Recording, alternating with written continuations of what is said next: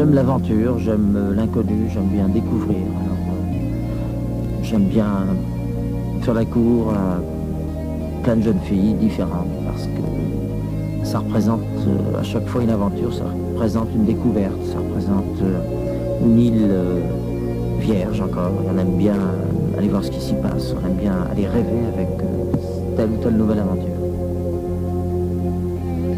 Je courtise la fille en vertu de sa personnalité. Si elle est, ou du moins si elle m'inspire d'une façon romantique, c'est la main dans la main. Si elle est une tête de coquine, ben, je lui fais la cour dans le sens beaucoup plus sexuel que romantique. Et puis si elle a les deux, c'est les deux qui se mélangent étroitement et c'est presque l'idéal. Ça dépend. Le genre qui m'attire en général est un genre entier, c'est-à-dire ça peut être aussi bien... parce que la légende voudrait que je n'aime que les filles aux yeux bleus. Il est évident que j'ai été, en tout cas les premières années, attiré par les filles aux yeux bleus. Je me surprends souvent ces temps-ci à être séduit par des filles aux yeux clairs toujours, mais aux cheveux noirs. J'aime bien les brunes aux yeux bleus en général. Puis une brune aux yeux bleus avec des taches de rousseur, ça c'est presque le rêve. Mais je répète, c'est pas physiquement, c'est un tout. Je crois que d'abord c'est une espèce d'ambiance qui se dégage d'une fille. Il y a une espèce d'ensemble, et puis après il y a le son de la voix, du rire, la façon de se tenir, de parler, les choses qu'elles disent. Enfin, c'est quand même très très particulier. Alors la fille de mes rêves ne peut pas exister dans ce monde parce que elle devrait avoir sur le visage les traits définitifs de l'insouciance. Alors quand on est insouciant dans ce monde, on est bête. C'est-à-dire que quelqu'un qui n'est pas conscient des réalités qui sont dramatiques est quelqu'un d'un peu fou et donc d'un peu bête, et ça ne serait pas la solution. Alors que quelqu'un qui a ce visage de l'insouciance absolue ne peut être insouciant que dans la mesure où il n'y a pas de souci à se faire. Donc ça serait dans une espèce d'île magique où il y aurait à boire et à manger pour tout le monde et à profusion, et où il n'y aurait pas de mauvais temps, où il n'y aurait pas de lendemain, où il n'y aurait pas d'abord de mort, où il n'y aurait pas de problème quelconque. Ça serait une société idéale qui n'existe pas. Donc la fille porterait sur son visage cela. En fait, je peux la définir, la fille. Elle a un petit peu ce visage, la fille, pour moi, en été. Parce qu'en été, c'est les vacances, parce qu'on n'a pas trop de soucis. Alors, on a un visage de vacances. Et un visage de vacances, c'est un visage insouciant. Et un visage insouciant, c'est un visage qui, moi, me fait rêver. Parce que finalement, tomber amoureuse, c'est être complètement déconnecté, c'est être complètement à part, c'est partir avec une espèce de visage d'ange, un visage de rêve. Et un visage de rêve, je le répète, c'est un visage qui n'a pas de lendemain.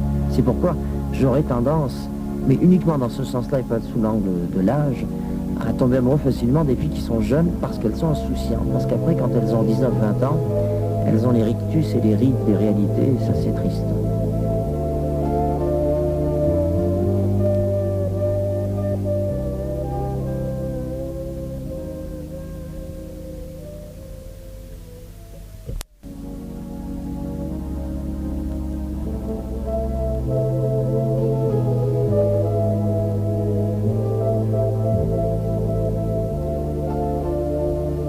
J'aime le côté naturel, d'abord dans ce qu'on a à dire, c'est-à-dire dans ce qu'on ressent. Pas essayer absolument, pas faire l'effort de donner l'impression qu'on est intelligent. Je crois que c'est dramatique, ça, en général. Je le dis parce que c'est en général le cas.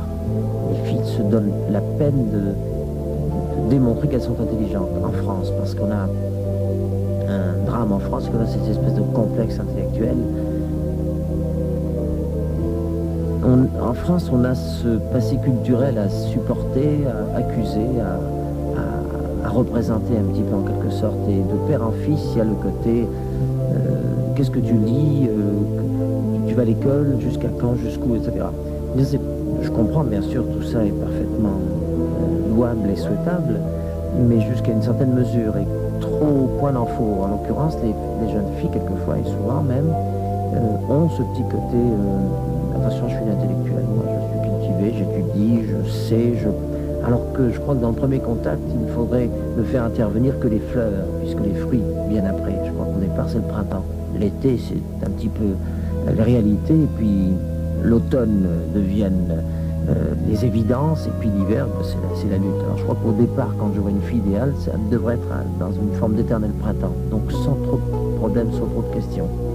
Deuxièmement, donc sous le même angle, il faudrait qu'elle ait physiquement une apparence printanière, c'est-à-dire pas trop de maquillage, un côté décontracté, propre. Ben, c'est drôle de préciser, mais quelquefois les filles ne sont pas très propres, en tout cas d'aspect. Alors un petit côté sain, un petit côté appétissant.